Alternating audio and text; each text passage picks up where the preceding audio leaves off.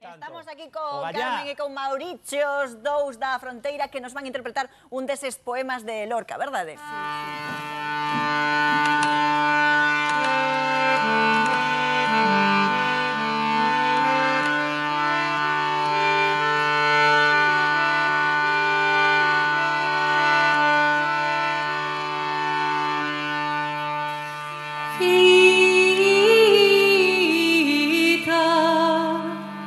Aquel branco galán,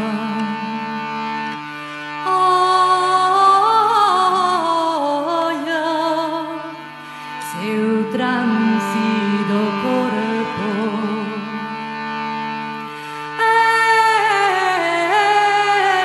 a lúa que baila na quintana dos mortos.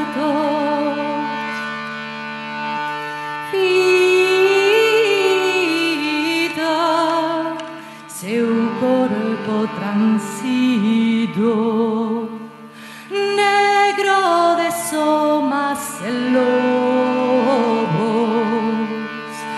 nai a lúa está bailando na quintana dos mortos.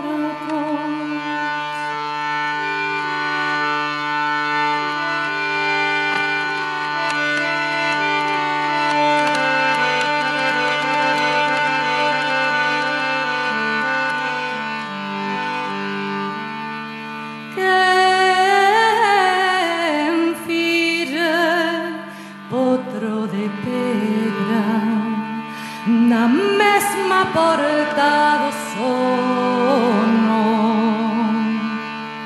a lúa,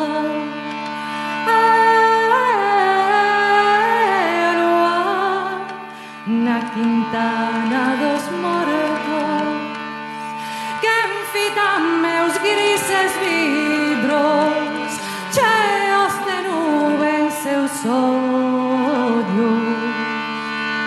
A lúa,